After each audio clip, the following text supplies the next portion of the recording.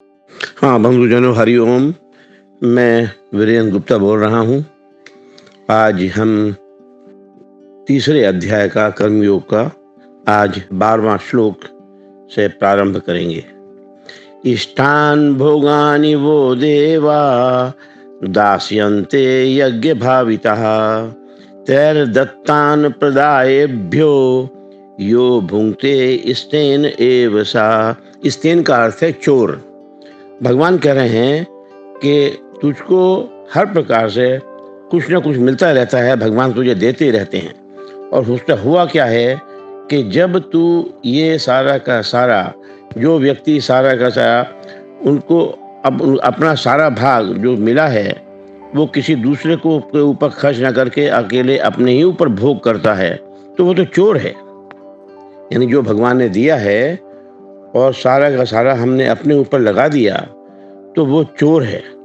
और जब ऐसा मनुष्य जो है वो किसी भी अंश में अपना स्वार्थ सिद्ध करना चाहता है कि मैं सेल्फिश मोटो है मेरा, मैं किसी तरह से मेरा स्वार्थ सिद्ध हो जाए, और ऐसे में वो बदले में मान बड़ाई ये सब चाहता है, थैंक यू चाहता है कि इसका आदर करें लोग, उसको चाहें कि देखो भाई ने दिया है ये पैसा, ये इसने मदद किया, इतनी सामग्री दी मुझे, और इसके बदले जो दिया है उसके बदले उसे नहीं मिलता तो उसे दुख मिलता है।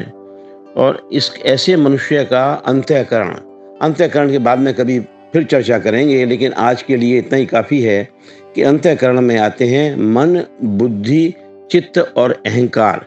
वो अभी इस समय उसकी व्याख्या हम नहीं करेंगे। तो हमारा चित्त जो मेमोरी है, मन हमारा, बुद्धि, वैसे ही हमारी बुद्धि भी खराब होती चली जाएगी। तो ऐसे में यही है कि जो भगवान ने दिया है वो हम दूसरों पर लगाते चलें और हमारा उससे अंतःकरण भी शुद्ध होगा, हमारी चिंताएं कम होंगी, हमें सुख मिलेगा और हम आगे बढ़ पाएंगे, हमारा भविष्य आगे बनेगा। आज का 13वां श्लोक है, यज्ञ शिष्टाशिनः संतो मुच्यन्ते सर्व किल विषय भुजन्ते ते त्वघं पापा ये पचन्त्यात्म कारणात्। भगवान कह रहे हैं कि जो कामना इच्छा होती है, कामना जो आदमी मन में आती है, कामना है वो अभाव में आती है। अभाव का अर्थ है कि हमको भाई हमारे पास कमी है किसी चीज़ की, तो उससे अभाव में आती है। और ये अभाव जो है ये सद का नहीं हो सकता। वास्तव में हम एक आत्मा हैं, और एक आत्मा का अर्थ ये है जो निराकार है, जो अजर है, अमर है, अनंत है, अविनाशी है, अखंड है, अभेद्य है, अकर्ता है। और जैसा कहा है पहले भी हमने कि वो सर्वनियंता है, सर्वश्रेष्ठ है, सर्वोपरि है, सर्वोत्तम है, सर्वशक्तिमान है, सर्वव्यापक है, कण कण में समाया हुआ है। तो उसका तो कोई अपना आवश्यकता है ही नहीं।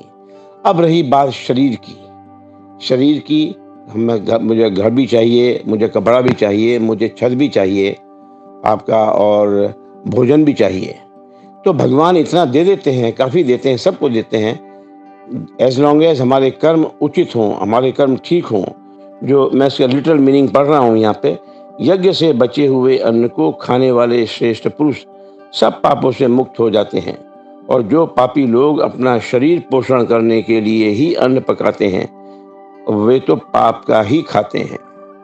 देखिए भगवान कृष्ण ने यहाँ तक कह दिया है। तो बेसिकली वो ये कहना चाह रहे हैं।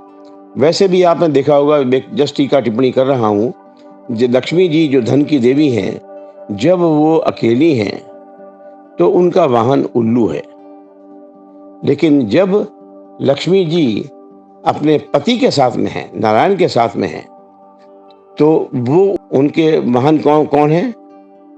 गरुड़ जी। अब वो गरुड़ जी जिनको भगवान राम भी प्रणाम करते हैं हाथ जोड़कर, पिता तुल्य मानते हैं, पिता के बराबर मानते हैं। इसका अर्थ क्या है? हमारे साधु संतों ने क्या कहा इस बारे में? उनका यही कहना था, उनके था पुराणों में यही लिखा हुआ है कि जब जो धन लक्ष्मी आई है हमारे पास में, भगवान ने दी है, यदि वो नाजायज़ तरीके से आई है, जैसे रिश्वत दे के, दूसरों को धोखा दे के, दूसरे से छल करके आई है, तो वो लक्ष्मी जो है वो उल्लू पर आई है।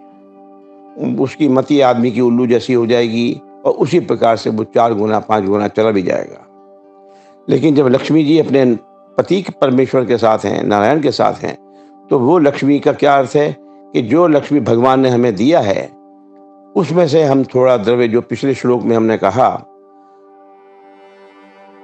उसमें से कुछ द्रव्य, कुछ धन, कुछ हिस्सा हम दूसरों की सेवा में लगाएं, तो वो लक्ष्मी फिर शुद्ध हो जाती है। और चूंकि अच्छा, इसमें दूसरा शब्द यदि आपको ध्यान हो तो 2-3 दिन पहले हमने ये बताया था आपका, ये शरीर भी हमारा दूसरा है, हमारी इंद्रियां भी दूसरी हैं, दूसरी की श्रेणी में आती हैं। क्योंकि मैं तो वीरेंद्र गुप्ता तो मेरा नाम है, लेकिन बेसिकली तो मैं वीरेंद्र गुप्ता हूँ नहीं, ये तो शरीर का नाम रख दिया माता पिता ने। लेकिन जब मैं पैदा हुआ एकदम, मैं क्या था? एक शरीर था, शरीर में आत्मा थी। वास्तव में तो मैं आत्मा हूँ। इसीलिए जो वेदों में कहा है, अहम ब्रह्मस्मि आयाम आत्मा ब्रह्म प्रज्ञाननम ब्रह्म तत्वमसि, ये जो हैं ये इसीलिए कहे गए हैं मैं ब्रह्म हूँ। तो ऐसे में तो शरीर दूसरा हो गया, इंद्रियां दूसरी हो गई। शरीर से ऊपर इंद्रियां हैं, इंद्रियों से ऊपर मन है, मन से ऊपर बुद्धि है, और बुद्धि से ऊपर है अहंकार है। इसके बारे में कभी और ज़्यादा विस्तार में बाद में चर्चा करेंगे कि तो हम और अच्छा समझ पाएंगे इसमें अर्थ क्या है इसका। तो बेसिकली वो ये कहना चाह रहे हैं भगवान कि जो अपने लिए ही अपना खाया कमाया खाया अपने आप ही खा पी कर खर्च कर दिया, तो वो तो बड़ा पाप कर रहा है। ऐसा पाप जो उसको कर्म बंधनों में डालेगा, बार बार यहाँ लाएगा, बार बार दुख मिलेगा। और ये भी पता है हमको कि जब हम यहाँ आते हैं संसार में, जीवन में, तो दुख और सुख दोनों होते हैं। सुख कितनी बार मिला, दुख कितनी बार मिला, ये ज़रा देखने की बात है कि हम यदि पीछे जाएं तो पता लगेगा हमको कि हमने कितना दुख भोगा, कितना सुख भोगा। तो भाई अब फिर सुख को ज़्यादा भोग लिया तो फिर दुख ही दुख है। मुझे आम पसंद है, वाह बहुत पसंद है। मैंने इसकी उदाहरण आपको पहले दिया था। मैं 2 खाए, मैंने 4 खाए, मैंने 8 खाए, तो अब उल्टी हो जाएगी। वही सुख दुख में परिवर्तित हो गया। तो ये वास्तव में सुख जो है यदि हम काम ना करते हैं तो दुख तो अवश्य भावी आएगा ही। जैसे मैंने पहले कहा है, फिर कहूँगा और आगे भी कहूँगा कि हमें हेड चाहिए, लेकिन टेल को कौन भुगतेगा? है उसके हेड के साथ में तो टेल आना ही है। आज मैं 2 श्लोक और करना चाहता था, लेकिन इसकी टीका टिप्पणी में ही थोड़ा ज़्यादा समय लग गया। मैं क्षमा चाहता हूँ। अब कल को हम अगले 2 श्लोक या 4 श्लोक जैसे भी होगा लेंगे।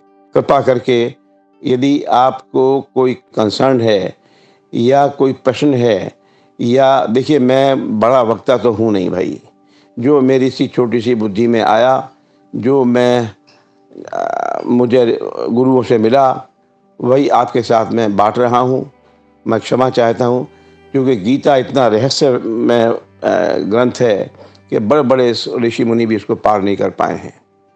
इन्हीं वचनों के साथ आपके अंदर बैठे हुए परमात्मा को मैं सादर प्रणाम करता हूँ। मेरा प्रणाम स्वीकार करें। कल आपसे फिर भेंट होगी। हरि ओम।